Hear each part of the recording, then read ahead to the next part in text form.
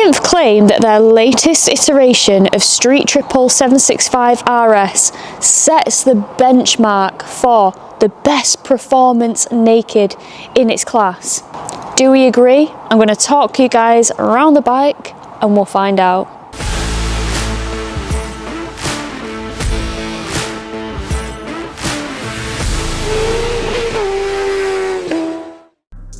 Well, hello there, you saucy little minx. Here we have Triumph's Street Triple 765 RS. Triumph claim that it has class-leading power, the highest ever specification of brakes and technology, plus the next level in razor-sharp handling. This is the new performance naked sports benchmark. So the Street Triple RS starts from £11,295 and is available in 3 colours. Firstly, we have Carnival Red, which comes in at £11,495. Then we have Silver Ice, which is priced at £11,295. And then we have this little eye-catching number, which is on the screen before you, Cosmic Yellow. And that starts at £11,495. In my opinion, this colour is very similar to a colour that Triumph had released in the past, called Scorched Yellow, which was a head turner at the time, and this is definitely a head turner now. In my opinion, it is the best colour, and I feel like I have to give a shout out to my friend Carl Ward here, because he had this colour custom painted onto his older shape Street Triple RS, and I'm not gonna lie, it was his bike that made me absolutely adore this colour. He has laced it in carbon fibre, and if I was to get this bike I would do the exact same thing. But a big shout out to Wardy for setting the trend. Back to the bike. So at the heart of it we have a 765cc triple engine. It pumps out 128.2 brake horsepower. Moving on to torque figures, it's rocking 80 newton meters of torque, and that's at its peak at 9,500 revs. If we look at the frame, we have a super lightweight aluminium, or aluminum if you're American, beam twin spar frame with a 2-piece high pressure die cast rear subframe. Taking it down a little lower, we have a stainless steel 3-in-1 header system with a low single-sided stainless steel silencer. And of course it's got that nice little Triumph logo just there. Now, I've been dipping and diving in a few Triumph forums on Facebook, as you do, and what I've read is that you can't change the end can on its own on this bike, you have to do the full system. So that is something worth noting if you are thinking about changing the exhaust on this bike. However, after riding this, the sound of that induction combined with the standard exhaust is pretty addictive regardless, but definitely something worth noting. Running through the suspension of this bike, at the front we have Showa upside down big piston forks, 41mm, so pretty chunky, and they have adjustable compression, rebound damping and preload adjustment. If we look at the rear suspension, we're kitted up with some Öhlins. It's an Öhlins STX40 piggyback reservoir monoshock, and it has adjustable compression, rebound damping and preload. Moving swiftly over to the brakes, we have twin 310mm floating discs, we have Brembo Stylema 4-piston radially mounted monoblock calipers, and we have a Brembo MCS radial master cylinder. At the rear we have a single 220mm disc and a Brembo single piston caliper. A sporty bike requires sporty tyres, and it comes equipped from factory with Pirelli Diablo Supercorsa V3 tyres. Since this bike has an IMU, we have electrics that are optimised for cornering ABS and switchable optimised cornering traction control, as well as front wheel lift control instruments. aka wheelie control. On the topic of electrics, we have different riding modes: rain, road, sport, track, and a customizable rider mode. We also have a silky smooth quick shifter and auto blipper, a slipper clutch, and LED lighting all round. Right guys, it is time for the seat height test. Now looking at this bike, we have a very narrow seat, which always helps short-legged people to get their legs down. Now this is the tallest street triple 765 RS that there has been. I'm pretty sure my street triple 765 RS 2019 model had a seat height of 820mm, which I found perfectly ample for my 5'4" frame and my 29-inch inside leg measurement. But now they have upped it. We have a taller seat height of 836mm, so that is quite a substantial step up. Now I know that the R model is actually a bit lower than this, but we are working with 836mm on the RS. There is good reason as to why this RS is slightly taller in the seat height. Triumph have purposely jacked the back end up to make it a bit more nosy, a bit more point and shoot in terms of geometry, steering and handling.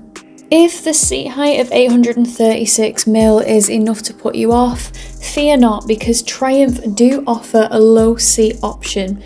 It's £155 and it lowers the seat by 28mm, taking the RS to 808mm. If you're still struggling at that and you want it even lower, for the RS and the Motor 2 variant, you can further lower these by 10mm at a Triumph dealer, through the fitment of a dedicated rear suspension linkage adaptation. The more you know. So without further ado, I'm going to kick my leg over it. Now please be mindful that we're on a very big slope here that slopes away from the camera, so it's going to need quite a hoist to get off the stand. This isn't normal, it's just everything is very, very leant over. So I had my Weetabix, it's all good. Okay, so as you guys can see, I have tiptoes down on both feet.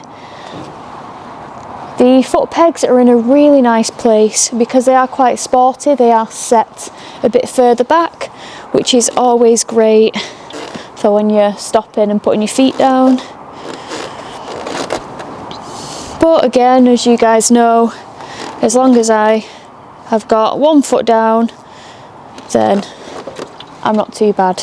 Obviously, because we're on a hill, I've got to scoot my bum over quite a bit more, but you get the idea. It's not too bad. Yeah, when I first found out that it was quite a bit taller, I thought, oh, I mean, I know I have a GS full height BMW as my normal bike, but still it is quite a big change from the 19 model that I'm used to riding. Whilst I'm sat on the bike, I would like to quickly talk about the riding position. So as you can see, as mentioned, the foot peg is slightly set back for a more sporty ride. So if I'm on the balls of my feet, which I would be when I'm normally riding, I do have quite a significant acute bend in the knee, which is fine for me because I expect it with this kind of bike. And then we do have some quite flat bars, which do offer a fairly neutral riding position. For example, the newest S1000R, the newest sort of facelift version, with that bike, I feel like for a naked, you are very leant forward and it is very wristy, but I don't get that impression from the 765 RS. It does just seem quite a nice, sporty, but not too sporty, not as I would imagine the Motor 2 edition is with the clip-ons. I think that'd absolutely kill me. But yeah, this is perfectly lovely, I would say. So the bike weighs 188 kilograms. I have just put a full tank in this, but to push around, it's really not that bad. I found it quite easy pushing it in and out my garage this morning, just negotiating it through the door. And it's got lots of nice little grabby bits, which is nice. It has these little kind of holes in the fairing just here, which is quite nice to grab onto and push around. So yeah, generally pushing this bike around, I personally don't have any issues. I find it quite light, quite manageable, and with the bars being so upright and straight, again for leverage and moving it around, manoeuvring, I find it fine.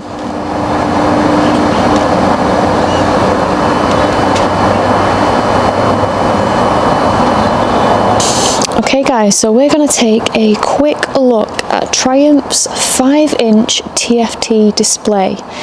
This is how the display looked from them dropping it off, and I'm going to show you guys the different stuff that you can do with this bike. So obviously in the middle you can see, as bright as day, we have the miles an hour. You have your revs that when the bike is on kind of jump. In fact, let me show you.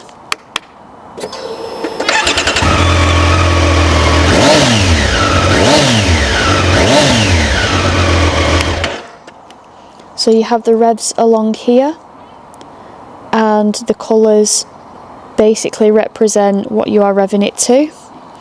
Here you have your fuel. I've just filled up, so it's full. Here you have your temp.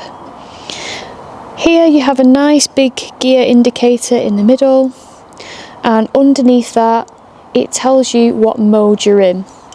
Then at the top you have information, and it says trip 1 there. Now when you press upwards on the little tick button, which is underneath the indicators, and you press that up, you can see different things again. So we have revs here. So instead of just seeing it in block colours, you have it really obvious in front of you. If we go up, we have a lap timer, and if you aren't aware of what you're looking at, it does tell you up here. So we can select the style from this screen. If we go across to style number 1 and press it, it gives us a different appearance. If we go across to style number 2, it gives us this appearance. Style number 3 gives us this appearance. And then style number 4, you get this. Actually, I quite like this one, so I may just keep it on 4 for now. But of course, when you change the style, it changes how the information is displayed. So of course, before we had it at the top, but with this style, it puts all the information to the left-hand side. But it still stands. You have your trip information there. So I've reset the trip before I fueled up, and when I got to the petrol station it said I had 16 miles left. So I got just over 150 miles to the tank. You have your revs there. You have a lap timer here. You can select your style there, and then you can also select the contrast. So if you want it in a night mode, you can. You can have it in auto, which fluctuates from light to dark with sensors depending on what the outdoors is doing. Or you can just keep it in high so it's nice and bright. Then if we go across, you can see when your service is due. You can see your fuel status. Now I think it's pretty cool because you have a current, and as the bike's running, it's constantly fluctuating. So me and Mike were riding through some average speed camera zones, and it was showing 92 miles to the gallon. And then if you have a good hoon, you can drop it right down. So yeah, I like the fact that that fluctuates, but then it still gives you an average here. It also gives you a range and tells you when you need to fuel up. So the fuel light came on today at 35 miles, gives you ample warning, and time to get to a fuel station. And then you're back to the trip. If you want to select a mode, you press the mode button on the switchgear, and it is here where you can select what you want to be in. So with rain, you have a softer throttle response, of course, and it reduces the power. Road, you have a more road going sort of generic mode, so you've still got full power, you've got a normal throttle response. Sport, you've got a bit of a more of a crisp throttle response. You can select track, and then you have a rider mode, which you can configure to exactly how you like. Also, if we just look here, it tells us what we're getting. So with track, you have track ABS, track map, track traction control. With sport, you have road ABS, sport map, sport traction control. With the road, everything is on road. With the rain, the soft, throttle response. So it's rain, traction control, hypersensitive in rain, just to make sure you're not spinning up. And then ABS is in road. And then currently the rider mode is set to all roads, so in effect it's a road mode. However, you can delve into that and change it to however you want. If we press the home button on the right hand switchgear, it takes us to this. So if we look, we have riding modes at the top, which again we can select, and it just shows us what we had access to on the main screen, which you can do on the fly. We have bike setup, so we have the TSA enabled, which is the Triumph Shift Assist, so of course you want the quick shifter and auto blipper on. Indicators, you can have them self-cancelling or not. TC, you can switch the traction control off, or you can have it on. I know one of the first things Mike wants to do when he jumps on any bike is to switch the TC off. So it's nice and easy to find in bike setup. And then service, again, you have access to that on the main screen. If we go back, we've got a trip setup, trip 1, trip 2, trip display. We have a display setup. So this is where you can actually really delve into customizing it. So in colour terms, let's put it on yellow. Brightness, yep, it's fully up. In low contrast, the brightness is still up, so that's fine. Visible trays, again, this is what you can see on that main screen, which I'm happy with all of that. Gear shift indicator, so you can set when the light flashes, so you can have a light flash at a certain RPM, which is kind of good for running bikes in. You can specify what revs you want the shift light to come on at, or you can just disable it, which is what it's set at, which just stops it from flashing at any revs. Language, in units, you can do your distance and economy, you can change it to how you want to see it. Temperature, you can change that. And tyre pressures, you can change how it's read, so PSI or bar, or that bottom one, whatever the heck that is. Clock, self-explanatory. Date, also self-explanatory. And that is the display setup. Lap timer, you can press the start session, you can review, you can erase the data, and then you can reset it to the defaults. If we press the home button again, it goes off and it goes back to the display that we've selected. So I might actually change the display.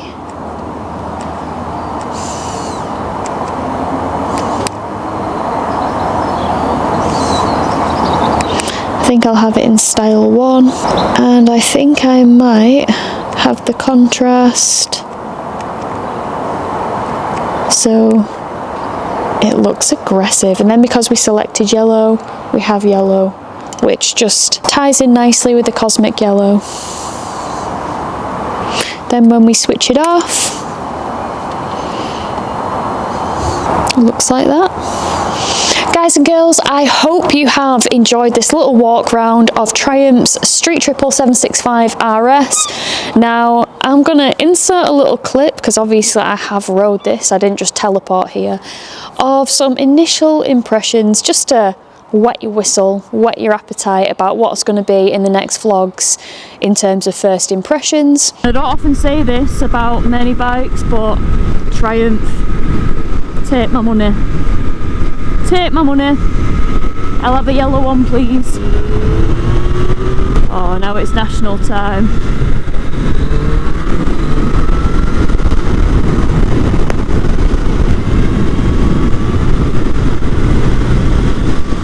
Oh, beautiful. Oh, oh man, this bike. I would also like to do some videos comparing the RS to the R, and maybe even hopefully answering a question that a lot of people have: should you go for the Speed Triple 1200 RS over the 765 RS? What are the advantages? What are the disadvantages? And hopefully provide you guys some videos like that in the future. So if that sounds good, don't forget to hit the subscribe button, and if you hit the notification bell, it'll keep you notified as to when my videos go live on YouTube. I do try and post frequent content. You're looking at 5 PM on Saturdays and 7 PM on Thursdays. There's always something new. There's a variety of bikes on this channel, whether it's 125s, 1000cc's, 1800s, whatever, it's all on here. So there's something for everyone. So don't forget to hit that subscribe button. And until the next time, guys, ride safe, look after each other, and I'll see you on the next one. Bye.